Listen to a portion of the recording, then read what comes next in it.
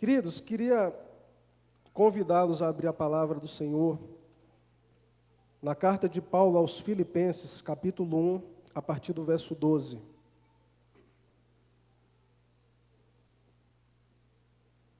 Filipenses, capítulo 1, a partir do verso 12.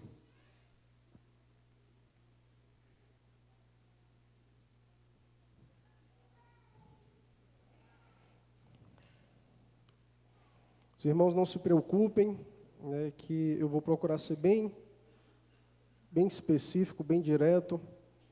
Quando tem divisão para criança, eu não me importo muito com o tempo de pregação, não, né? A gente fica aí 3 horas, alguns dizendo que assistiram um filme de 3 horas aí que saiu agora. Então, 40 minutos, 30 minutos é pouco diante da palavra de Deus para quem tem sede.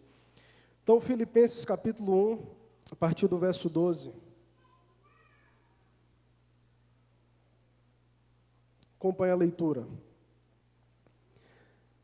A situação do apóstolo contribuiu para o progresso do Evangelho. Quero, irmãos, cientificar-vos de que as coisas que me aconteceram têm antes contribuído para o progresso do Evangelho, de maneira que as minhas cadeias em Cristo se tornaram conhecidas de toda a guarda pretoriana e de todos os demais. E a maioria dos irmãos, estimulados no Senhor por minhas algemas, ousam falar com mais desassombro a palavra de Deus. Alguns, efetivamente, proclamam a Cristo por inveja e porfia. Outros, porém, o fazem de boa vontade. Estes, por amor, sabendo que estou incumbido da defesa do Evangelho. Aqueles, contudo, pregam a Cristo por discórdia, insinceramente, julgando suscitar tribulação às minhas cadeias. Todavia, que importa, uma vez que Cristo, de qualquer modo, está sendo pregado, quer por pretexto, quer por verdade, também com isto me regozijo, sim, sempre me regozijarei, porque estou certo de que isso mesmo, pela vossa súplica e pela provisão do Espírito de Jesus Cristo, me redundará em libertação, segundo a minha ardente expectativa e esperança, de que em nada serei envergonhado. Antes, com toda ousadia, como sempre, também agora, será Cristo engrandecido no meu corpo, quer pela vida, quer pela morte. Porquanto para mim o viver é Cristo e o morrer é lucro. Entretanto, se o viver na carne traz fruto para o meu trabalho, já não sei o que hei de escolher. Ora, de um e outro lado, estou constrangido, tendo o desejo de partir e estar com Cristo, o que é incomparavelmente melhor. Mas por vossa causa, é mais necessário permanecer na carne. E convencido disso, estou certo de que ficarei e permanecerei com todos vós para o vosso progresso e gozo da fé, a fim de que aumente, quanto a mim, o motivo de vos gloriardes em Cristo Jesus, pela minha presença de novo convosco. Amém. Gostaria de fazer uma pergunta muito simples para os irmãos. Por qual motivo você tem vivido? Qual tem sido a razão da tua existência? Qual a motivação que te faz levantar todos os dias? Sair, trabalhar, estudar?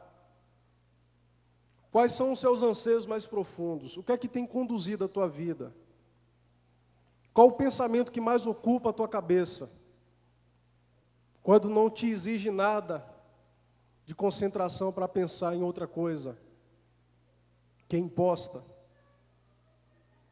Qual que é a razão da tua existência? Qual a motivação da tua vida nos dias de hoje? Irmãos, a cidade de Filipos, ela foi assim batizada por Filipe II, pai de Alexandre o Grande, né, da Macedônia. E era uma cidade muito interessante, era uma colônia romana na Europa e que começou a ter uma característica interessante. Era uma cidade onde a maioria dos seus moradores eram soldados do Império Romano que estavam aposentados. Então, eles residiam ali e tinham essa característica muito interessante. Em Atos 16, traz uma informação interessante a respeito da cidade de Filipos, que é quando o apóstolo Paulo chega naquele lugar e começa a pregar o Evangelho. E ali nasce uma igreja. Paulo desenvolve um amor muito grande, muito profundo por essa igreja. Você pode ver isso dos versos de 3 a 11, de Filipenses, capítulo 1. Você vai ver a maneira como Paulo se relaciona com aquela igreja. Aquela igreja era participante do ministério de Paulo, em oração, em contribuição financeira. Aquela igreja é uma igreja muito querida para Paulo. Então, Paulo, mantendo contato com essa igreja, no ano 61 depois de Cristo, Paulo ele escreve uma carta para essa igreja, que é a carta aos Filipenses. E qual que era o propósito de Paulo com essa carta? Tinha alguns propósitos bem interessantes. Primeiro, tratar da unidade da igreja. Uma das coisas que Paulo trata de maneira muito específica em Filipenses é falar da unidade da igreja. Que a igreja precisa ter o mesmo pensamento, a mesma intenção, o mesmo espírito. E ele fala a respeito disso, que a igreja deveria deixar de fazer as coisas por partidarismo. Enfim, Paulo trabalha de forma muito, muito acentuada a questão da unidade da igreja. Paulo também adverte aquela igreja a respeito dos falsos mestres. Como aquela igreja era formada por maioria de gentios, aqueles que não eram judeus, eles não tinham tanto conhecimento do Antigo Testamento. Isso facilitava muito a presença dos chamados judaizantes, pessoas que supostamente haviam se convertido a Cristo, mas que queriam impor uma vida no estilo judaico, dizendo que não bastava somente a fé em Cristo, era necessário guardar a circuncisão, as prescrições alimentares do judeu. Enfim, era um grupo que perturbava muito, muito a igreja. E Paulo trata com firmeza, falando: vocês precisam ter cuidado com esses falsos mestres, o qual o Deus deles é o próprio ventre. Paulo também trata sobre agradecer àquela igreja uma oferta que ele recebeu. Aquela igreja, mais uma vez, no capítulo 4 você vê isso, aquela igreja faz uma coleta e envia uma boa quantia para suprir as necessidades de Paulo. Então, Paulo, no capítulo 4, ele vai agradecer de forma muito profunda àquela igreja por participar do seu ministério dessa maneira. Outra coisa que você vai ver, muito forte em Filipenses, a exortação à alegria e ao contentamento. Paulo vai falar sobre isso: alegrai-vos, mais uma vez digo, alegrai-vos. Mantenham-se contentes, felizes, sempre exultando no Senhor. E a outra coisa que Paulo traz como direcionamento para aquela igreja é para que aquela igreja permanecesse firme na fé. Aquela igreja estava passando por aflições, sofrendo o dano do amor a Cristo, sofrendo perseguições. E Paulo traz uma palavra de encorajamento para aquela igreja. Mas uma coisa que chama a atenção em Filipenses é que a igreja de Filipenses recebe aquela carta numa circunstância difícil da vida de Paulo. A carta aos Filipenses faz parte do grupo de cartas chamada Cartas da Prisão, que foram as cartas que Paulo escreveu enquanto estava preso. E é isso que chama a atenção, queridos. Provavelmente Paulo estava preso em Roma, por conta de algumas informações que ele traz ao longo da carta. A gente entende que Roma, há discussão sobre isso, mas certamente é a cidade da qual Paulo escreve para essa igreja.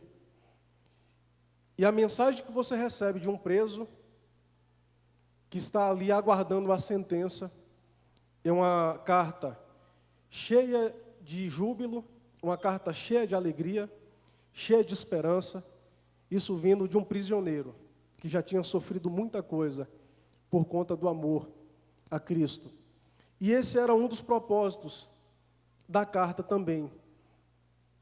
Irmãos, imagine essa circunstância. Paulo, o maior líder da igreja cristã entre os gentios, Um homem que estava atordoando o Império Romano. Atos 17 fala a respeito disso. Aqueles que estavam transtornando o mundo. Um homem totalmente entregue ao ministério, um homem totalmente entregue à missão que Deus lhe confiou. Fique imaginando se nós tivéssemos sido uma igreja plantada por Paulo. E a gente troca e-mail, manda mensagem do WhatsApp, os irmãos têm o contato de Paulo, conversa de lá para cá, e Paulo mandando as notícias, a gente começou outra igreja em outro lugar, Deus tem feito isso, isso e isso, e é uma bênção. Mas um dia a gente recebe a notícia de que Paulo foi preso. Qual que seria o sentimento que brotaria no nosso coração diante de uma circunstância dessa? O nosso maior líder foi preso. O nosso representante, aquele que nos consolava, aquele que nos motivava, foi preso. E essa era a preocupação da igreja. A igreja tem aqui uma preocupação muito grande a respeito de Paulo e do Evangelho. E o propósito inicial de Paulo nessa carta é trazer aqui notícias a respeito do Evangelho e a respeito de si próprio. Paulo ele traz aqui de forma muito direta, sem enrolação, ele sauda a igreja, ele agradece a igreja, ele fala como aquela igreja especial, e ele já entra aqui falando o seguinte: quero ainda, irmãos, cientificar-vos de que as coisas que me aconteceram têm antes contribuído para o progresso do Evangelho. Então, Paulo dá duas diretrizes para o consolo da igreja. Paulo ele inicia aqui trazendo duas diretrizes para o consolo da igreja. Qual a primeira diretriz que Paulo traz? Não se preocupem a respeito do Evangelho. Enquanto os irmãos estavam aflitos, pensando, meu Deus, o que é que vai acontecer agora?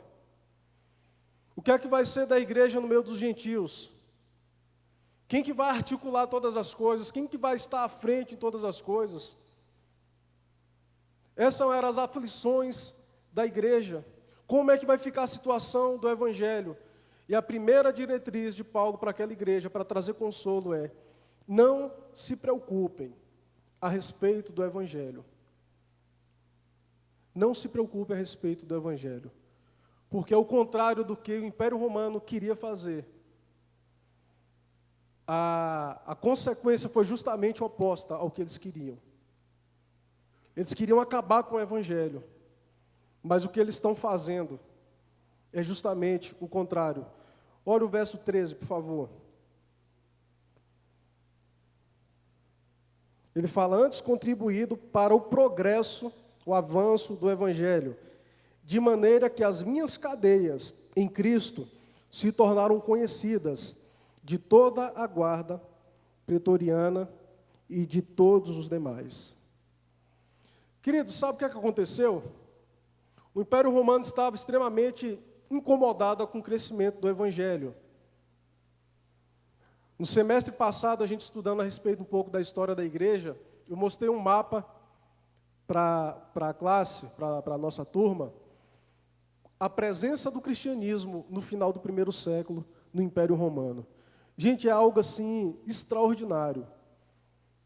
Extraordinário o que Deus fez em menos de um século no Império Romano. Então o Império Romano, tentando abafar e conter a mensagem do Evangelho, fez o quê? Prendeu o seu principal líder. Essa foi a estratégia dos seus opositores, do Império Romano. Mas sabe o que aconteceu? Paulo foi preso na capital do Império, em Roma. Paulo era um camarada conhecido, as pessoas sabiam a respeito de Paulo. Era um dos líderes do povo do caminho, dos seguidores de um tal de Cristo. Então Paulo, quando para no Império Romano, ali na capital, os rumores, as conversas começam a se espalhar pelo Império Romano. E Paulo acaba sendo escoltado e guardado pelos pretorianos, que eram uma guarda de elite do Império Romano. Para vocês terem ideia, os soldados pretorianos, eles tinham tanto poder e tanta força, porque não eram qualquer soldados, Eles eram homens importantes que tinham poder, inclusive político, no meio de Roma, a ponto dos imperadores dependerem da aprovação deles para terem sucesso na sua administração. E eles acabavam não tendo tanto, às vezes, um cargo tão pesado, tão de guerra, apesar de eles terem sido colocados ali pelo seu desempenho militar. Mas os pretorianos, eles acabavam servindo diretamente ao imperador, se tornou a guarda pessoal do imperador. E acabavam fazendo outras funções, eram cerca de 9.000 pretorianos. Então, Paulo não estava sendo guardado por qualquer um. E Paulo fala, gente, não fica triste não. Porque eu estou preso, mas isso está promovendo o evangelho. Sabe o que é que está acontecendo? Sabe quem está me guardando? Os pretorianos. Então eles ficam no turno deles, ficam comigo durante 6 horas, depois inverte, entra um, sai outro. E eu estou tendo a oportunidade de pregar o evangelho para eles. Oportunidade de pregar o evangelho para gente que tem peso dentro da sociedade, para gente que tem influência dentro da sociedade. Deus me colocou nas minhas cadeias num lugar estratégico. Glórias ao Senhor por isso. Eu poderia estar preso num lugar sem ninguém saber, mas essa conversa se espalhou pelo império. E eu estou tendo a oportunidade de pregar para eles. Irmãos, e aquilo deu resultado. Olha no capítulo 4 de Filipenses. Se você não quiser abrir, só ouça. Capítulo 4, verso 21. Paulo encerrando a carta, olha o que ele fala. Filipenses 4, 21. Saudai cada um dos santos em Cristo Jesus. Os irmãos que se acham comigo vos saúdam, ou seja, os irmãos que estão comigo aqui, acompanhando a minha prisão, os saúdam. Todos os santos vos saúdam, especialmente os quem, irmãos? Os da casa de César. Ou seja, pelo meu ministério, pela minha cadeia, existem pessoas que estão servindo direto no palácio do imperador e que hoje são servos de Deus, porque eu estou preso. Eu fico imaginando, irmãos, como é que eram as conversas de Paulo com aqueles soldados. O soldado chega com uma ideia completamente equivocada na cabeça a respeito de quem era Paulo e o que era o Evangelho. Gente, o que eu vou falar daqui para frente não está na Bíblia. Eu estou aqui, exercitando minha imaginação. Um soldado chega, começa a conversar com Paulo, e ao invés de encontrar um homem moribundo e triste, vê aquele homem escrevendo cartas, animando a igreja, falando do amor de Deus. E esse soldado sai e fala, rapaz, esse Paulo não tem nada a ver com o que eu imaginava. Eu pensava que era um louco, mas é um homem extremamente centrado, inteligente, conversou comigo sobre vários assuntos e chega em casa, fala, querida, adivinha quem eu estava aguardando? Um prisioneiro especial. Quem era, meu bem? Paulo. Quem é Paulo? Paulo dos cristãos? Sim. Querida, deixa eu te contar umas coisas que ele me contou. E eu fico imaginando, irmãos, esses homens apresentando pedidos de oração. Sabe, Paulo, eu não acredito muito nessa conversa sua não, mas ora para o seu Deus por esse motivo. Gente, e Deus começou a trabalhar na vida daqueles homens. E Paulo se tornou conhecido em toda a guarda pretoriana. E quando o texto fala que todos os demais, está dizendo que os que estavam acima das patentes, os cônsuls, aqueles homens poderosos, estavam tendo curiosidade a respeito do Evangelho, porque a prisão de Paulo causou aquilo. Meu querido, minha pergunta é, o que as tuas tribulações têm promovido de positivo? Algo tem promovido de positivo, sim. É interessante porque Deus ele tem esse poder de transformar em bem o mal que nos é lançado. É isso que Paulo está dizendo. Eles tentaram abafar o Evangelho, mas o que eles fizeram foi publicidade.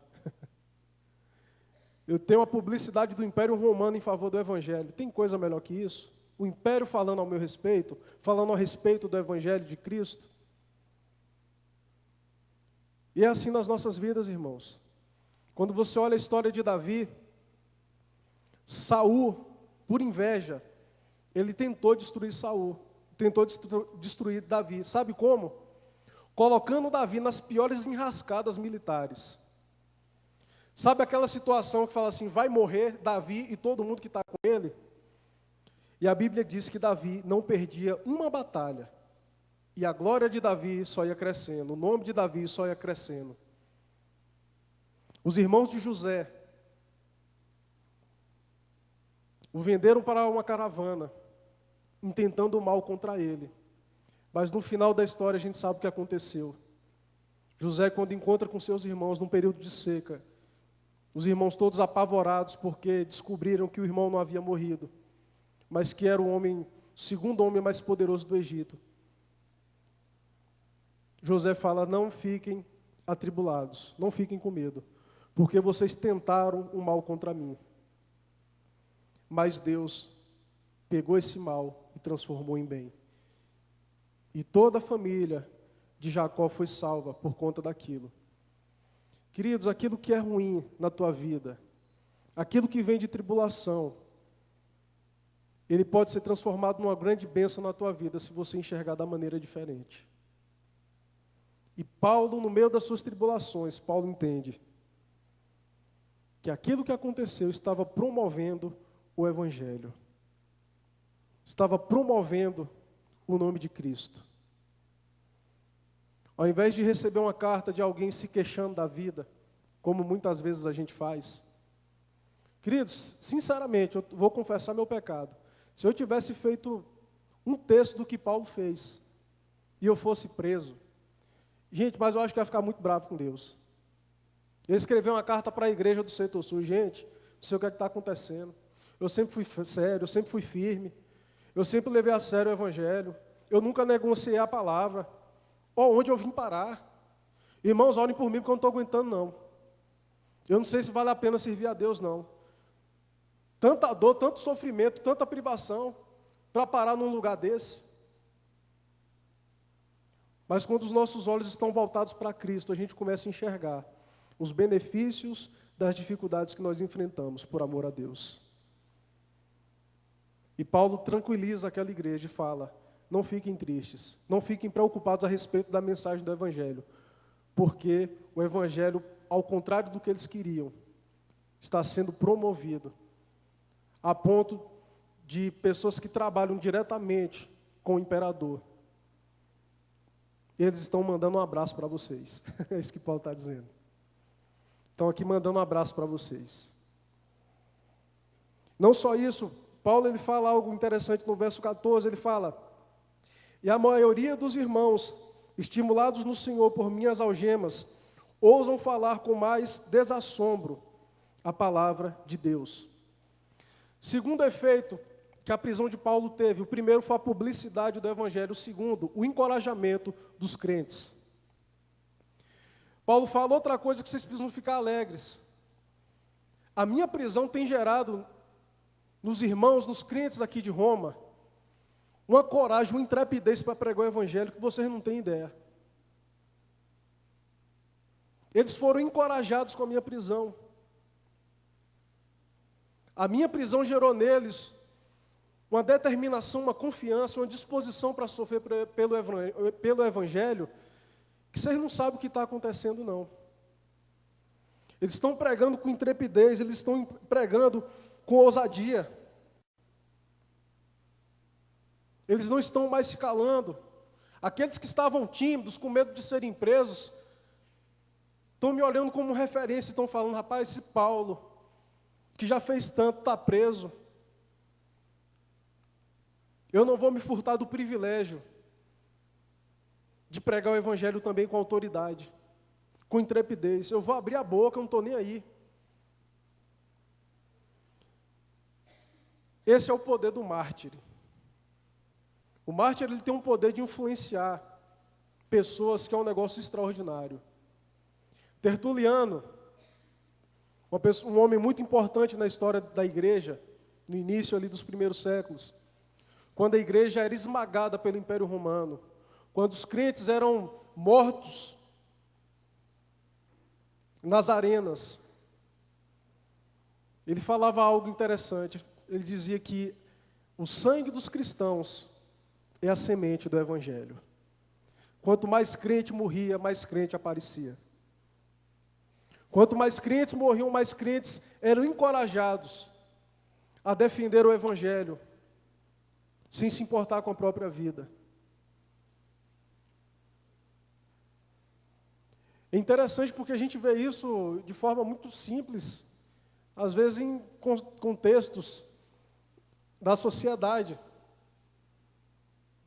Quando um toma a frente e faz o que os outros querem fazer, mas não tem coragem, aí a coragem vem, porque a gente acaba sendo constrangido. Não, fulano foi, eu vou também.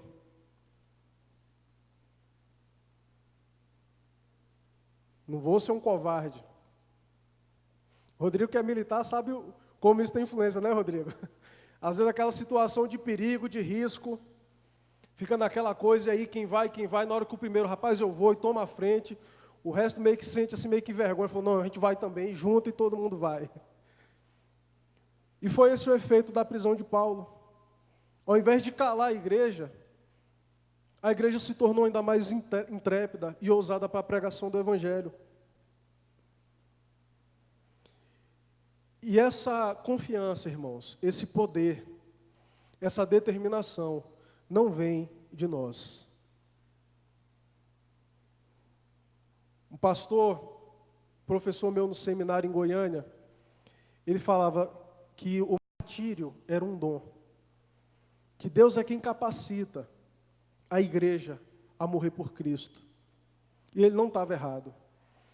Olha o verso 27 do capítulo 1, por favor. Paulo falando da unidade cristã e na luta. Vivei acima de tudo, por modo digno do Evangelho de Cristo, para que, ou indo ver-vos, ou estando ausente, ouça no tocante a vós outros, que estáis firme em um só espírito com a sua alma, lutando juntamente pela fé evangélica. Aí o que ele fala agora.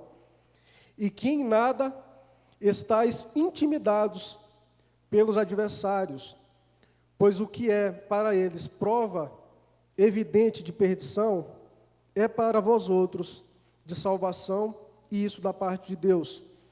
Porque vos foi concedida a graça de padecer por Cristo, e não somente de crer, diz nele. Ou seja, irmãos, nós recebemos de Deus não só a fé para crer em Cristo, mas também a confiança para padecer por Ele. Se de alguma maneira você tem negociado a tua fé,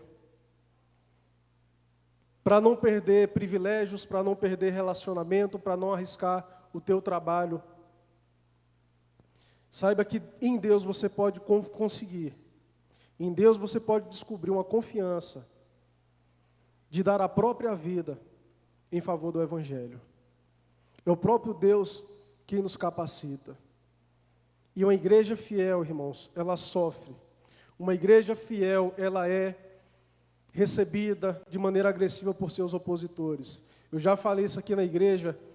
Francisco Leonardo, o sogro do pastor Augusto Nicodemos, certa vez ele foi questionado por um repórter, foi fazer uma entrevista com ele e fez a seguinte pergunta: Pastor Francisco, o senhor acha que se a igreja brasileira fosse perseguida mesmo, de maneira dura, de maneira firme, a igreja brasileira se tornaria uma igreja mais fiel? Aí ele falou: não, querido, eu creio no contrário, porque perseguição não gera fidelidade. A fidelidade é que gera perseguição. O que eu acredito é que se a igreja brasileira fosse uma igreja fiel, aí sim ela seria perseguida. Irmãos, a fidelidade, o nosso amor a Deus, gera em nós uma disposição para morrer por Cristo. Um relacionamento profundo com Deus gera em nós uma força, uma coragem de fazer aquilo que a gente não tem. Eu acho interessante a vida de Pedro. Quando Jesus fala que ele iria morrer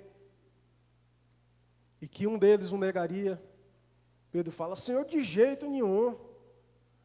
De jeito nenhum, Senhor, por ti eu vou até a morte.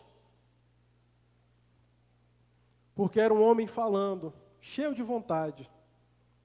Mas Pedro ainda não havia recebido a capacitação do Espírito Santo para fazer a obra que Deus havia confiado a ele, que Cristo havia confiado a ele. E é isso que Jesus fala: Pedro, vai chegar um dia que você vai ser arrastado e levado de maneira que você não quer. Ou seja, você é um menino agora, Pedro, você faz o que você quer. Mas vai chegar um momento que você vai se dobrar diante da minha autoridade de tal forma que os teus braços serão abertos e você padecerá por minha causa. E quando você vê o Pedro depois de Atos, depois do batismo da igreja, depois do dia de Pentecostes, é um homem sofrendo e padecendo pelo Evangelho. Meu querido, só um relacionamento profundo com Deus gera em nós coragem para sofrer por Cristo. Às vezes nós negociamos a nossa fé, nós damos mau testemunho por conta de relacionamentos, a gente não quer ficar mal dentro da nossa família, a gente acaba negociando algumas coisas, a gente não quer perder emprego porque passar a ter uma postura radical é bater de frente com o chefe, isso vai trazer prejuízo. E a gente começa a negociar um monte de coisa porque a gente não quer sofrer as consequências de ser um verdadeiro discípulo.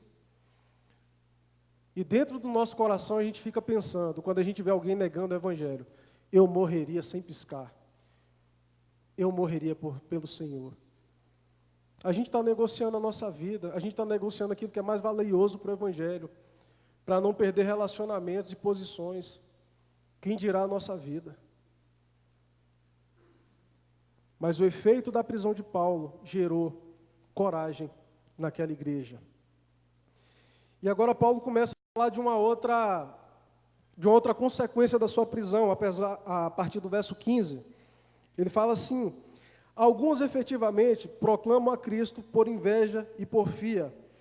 Outros, porém, o fazem de boa vontade. Estes por amor, sabendo que estou incumbido da defesa do Evangelho. Aqueles, contudo, pregam a Cristo por discórdia, insinceramente, julgando suscitar tribulação às minhas cadeias.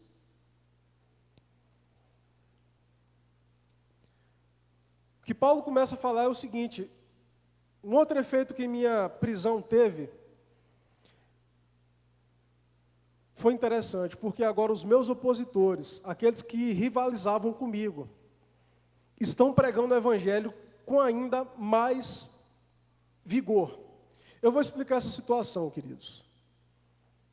Eu já vi algumas pessoas usando esse texto de Paulo para defender pastor que não tem compromisso com a palavra de Deus. Pastor que está disseminando heresia em televisão, em rádio, pregando besteira, pregando mensagens que condenam o homem ao inferno, porque não revelam o verdadeiro Cristo. E quando você abre a boca e diz um nome de um pastor desse: não, não fala isso não, porque pelo menos está pregando o Evangelho. Que Evangelho? Que Evangelho?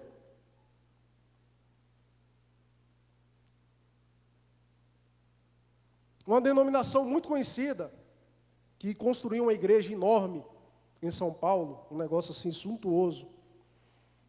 Estou falando do que eu vi, não foi alguém que me contou. Eu tenho dificuldade de dormir, eu demoro muito para dormir. E se eu estiver assistindo televisão, fazendo alguma coisa, aí é que vai embora mesmo. E foi na época que eles estavam construindo essa igreja. E o pastor daquela igreja, na televisão, estava conversando com uma prostituta que trabalhava em Amsterdã. E ele: oi, minha irmã, tudo bem? Tudo bem? Como é que você está? Estou bem, pastor, graças a Deus. O que é que você faz em Amsterdã? Ah, pastor, eu sou garota de programa.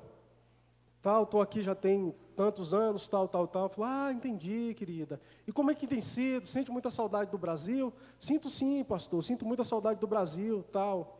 Ah, tá certo. E aí, você sabe que a gente está em campanha para a construção do nosso templo, tal. O que é que você vai fazer? Né? Qual vai ser seu sacrifício em favor da nossa causa? Ela falou, o dinheiro que eu consegui essa semana do meu trabalho, eu vou doar todo para a igreja. Que bênção, irmã, que maravilha. Esse é o tipo de evangelho que a gente vê por aí. Homens que prestarão conta a Deus, por conta do engano que tem ensinado a pessoas, que ainda se tornam ainda mais perdidas, porque passam a acreditar num Deus que não é o Deus das Escrituras. E quando Paulo fala aqui, estão pregando o Evangelho, deixa pregar o Evangelho. Paulo não está falando desse tipo de igreja. Paulo não está falando desse tipo de pastor. Pastor que prega heresia, não é desses que Paulo está tratando. Paulo trata desse tipo de pastor no capítulo 3, se eu não me engano. É que ele vai falar dos falsos mestres. Mas o que Paulo está dizendo aqui é de homens que pregam uma teologia correta, impecável, que fazem o reino de Deus crescer, mas com a motivação completamente abominável a Deus. Isso é possível, pastor? Claro que é. O fato é que Roma já tinha uma igreja estabelecida ali. Quando Paulo chega em Roma, Paulo não chega para trazer nenhuma novidade. Já existia igreja em Roma. E alguns pastores, alguns líderes de igreja da cidade de Roma começaram a se enciumar com a presença de Paulo ali. Homens que pregavam uma boa doutrina, que pregavam Cristo, salvação somente pela graça, mas que eram movidos por inveja e ciúme. Então, quando Paulo foi aprisionado, aqueles homens falaram, não, agora é essa oportunidade que a gente tem de trabalhar. Vamos trabalhar porque o homem está preso, então vamos acelerar, vamos aumentar a igreja, vamos abrir congregação, vamos suar. Suscitando tribulação às cadeias de Paulo. E sabe como é que Paulo estava? Nem aí. Paulo fala, rapaz, se eles estão pregando o evangelho verdadeiro, a motivação está errada. Um dia eles vão tratar com Deus sobre isso. Mas se o nome de Cristo está sendo pregado e o evangelho está crescendo, eu fico feliz por eles. Queridos, não são poucas as igrejas dos nossos dias, igrejas bíblicas, teologicamente bem estabelecidas, que competem uma com a outra. Que uma igreja faz uma coisa, a outra pensa, nossa, tal igreja fez tal coisa, você soube? Não, vamos trabalhar que a gente não pode ficar para trás, não, vamos fazer também. E fica naquela competição, qual é a igreja mais importante da cidade? Qual é a igreja que tem o melhor ministério de louvor? Qual a igreja que tem o melhor ministério infantil? Qual é a igreja que tem melhor isso e aquilo? O reino de Deus vai crescendo, mas com a motivação errada.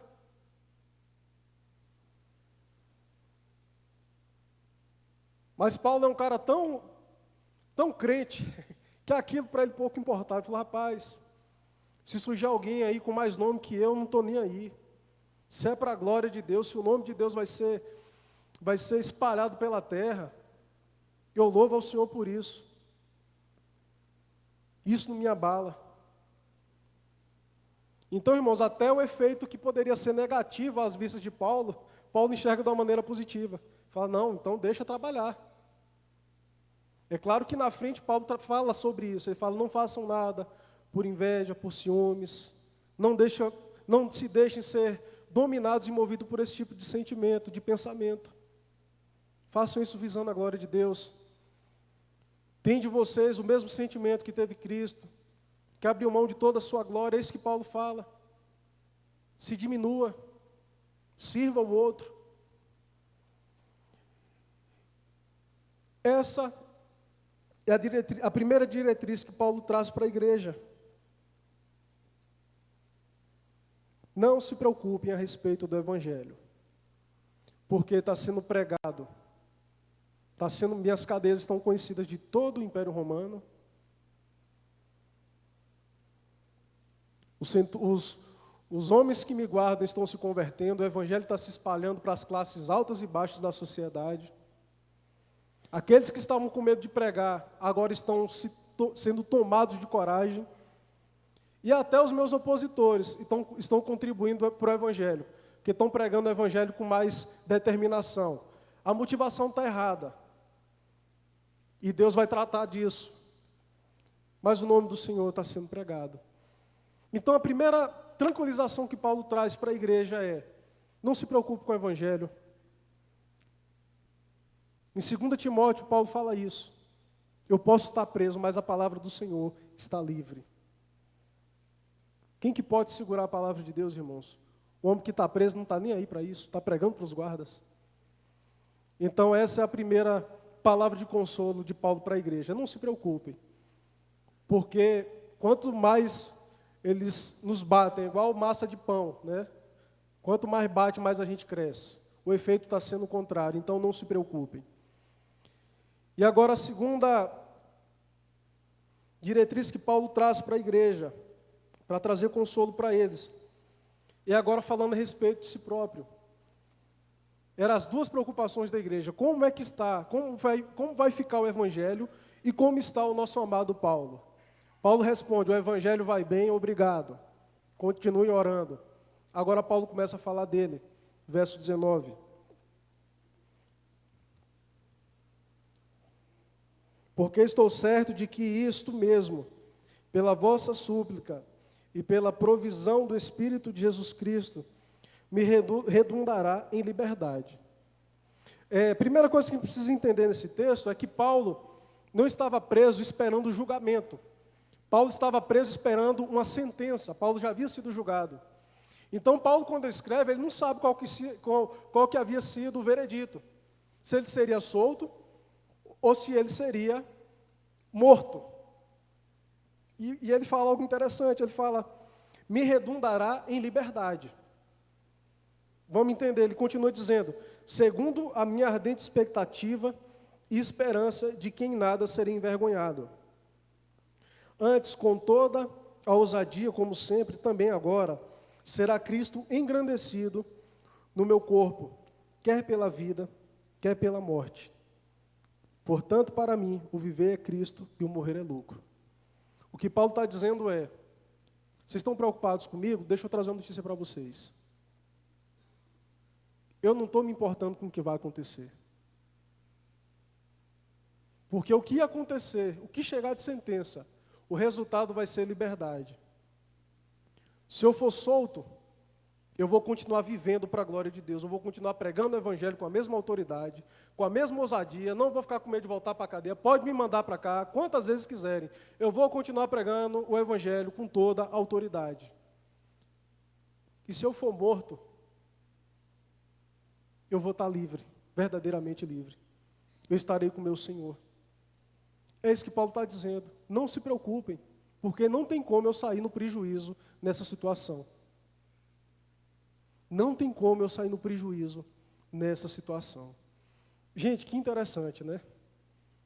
Essa é a palavra de Paulo. E ele fala: porque, para mim, Paulo trata isso de uma forma muito pessoal. Para mim, o viver é Cristo e o morrer é lucro. Para você, o que é o viver? Para alguns, o viver é a faculdade, é a carreira do trabalho. Para outros, o viver são os filhos, é a família, são os planos, são os desejos, as realizações, as viagens. E o morrer é o desespero. O morrer é o fim dos nossos sonhos aqui na terra. É aquela história, né? Todo mundo quer ir para o céu, se encontrar com Cristo. Mas ninguém quer ir para o céu hoje. Não é verdade? Nosso coração está enraizado aqui. Uma vez perguntaram para o pastor Russell Shedd: pastor, por que é que os pastores pararam de pregar tanto sobre a volta de Cristo? Ele falou: ah, meu irmão, porque os pastores estão com grandes projetos. E se Jesus voltar, acaba com tudo. Eles não vão conseguir realizar, então por isso que eles não pregam sobre a volta de Cristo. Mas Paulo diz: para mim, o viver é Cristo. Ou seja, qual resume o sentido da minha vida? Cristo. Paulo fala: para mim, o viver é viver o Evangelho. Para mim, o viver é me doar pelo Evangelho. Para mim, o viver é anular a minha vida em prol do Evangelho. Porque para mim não existe coisa mais maravilhosa, não existe privilégio maior do que participar do sofrimento de Cristo. Então, se o viver é Cristo, o morrer para mim é lucro. Porque se hoje eu tenho uma oportunidade em vida de viver para Cristo, na morte eu tenho a oportunidade de estar eternamente do lado do próprio Cristo. É isso que Paulo está dizendo. Não tem como eu sair no prejuízo no meio dessa situação. Fiquem tranquilos. Descansem no Senhor, porque o Evangelho não vai parar de ser pregado, as coisas continuarão acontecendo, o Espírito Santo continuará levantando homens e mulheres comprometidos com a palavra, dispostos a morrerem por mim, morrerem por Cristo. E eu partindo daqui, eu vou estar com o meu Senhor. Eu vou estar com o meu Senhor. Irmãos, em 1982, o sul do Líbano estava meio que gerando alguns desconfortos em Israel, né? No caso, no norte de Israel. E aconteceu naquele período um ataque muito sério no Líbano. As tropas israelenses entraram no Líbano e o conflito foi muito grande. Israel, naquela época, era a quarta potência militar do mundo. O Líbano não tinha muita chance. Não tinha nenhuma chance contra Israel. Mas naquele momento surgiu um dos grupos terroristas mais temidos até hoje, que foi o Hezbollah. Muitos aqui já ouviram falar no Hezbollah. O Hezbollah nasceu com uma facção, um grupo armado, para resistir à invasão dos israelenses. E o Hezbollah foi quem tornou comum e conhecido a prática do ataque suicida. Foi a partir do Hezbollah que isso meio que se espalhou entre os grupos radicais islâmicos. Então eles começaram a usar a própria vida como arma. Já que a gente não pode combater militarmente, a gente vai se infiltrar entre a população e a gente vai fazer o estrago que a gente puder. Hoje o Hezbollah domina o Líbano, né, é um partido político, enfim, é muito mais que isso, muito poderoso. E um dia, o presidente do Hezbollah sendo entrevistado a respeito desses conflitos, se ele não tinha medo de ser morto, ele falou o seguinte: se eu for morto em guerra, eu vou para o céu. E se eu vencer a guerra, eu vou para o céu. Essa foi a palavra dele. Eu estou lutando em nome de Alá. E se eu morrer, eu serei um príncipe no céu. E se eu continuar vivo e vencer a guerra, eu também receberei a recompensa de Alá. Essa foi a palavra dele. Um homem completamente desapegado da sua vida. E nessa entrevista, um homem-bomba que não morreu no atentado, ele perdeu as 2 pernas. Entrevistado, ele falou o seguinte: perguntaram como você se sente não tendo morrido. Ele fala assim: não, minha intenção era morrer. Minha intenção era morrer naquele dia. Mas hoje eu levo a perda das minhas pernas como uma medalha de que eu servi a Alá. Essa foi a palavra dele. Querido, se isso te impressiona, eu queria te dizer que existem muito mais cristãos morrendo pelo Evangelho no Oriente Médio, do que homens-bombas explodindo. Existe uma igreja sofredora, que tem morrido diariamente, que tem padecido diariamente por amor a Cristo. No dia 26 de dezembro, 11 cristãos nigerianos foram mortos em retaliação ao ataque dos Estados Unidos. No Irã, que está nesse conflito com os Estados Unidos,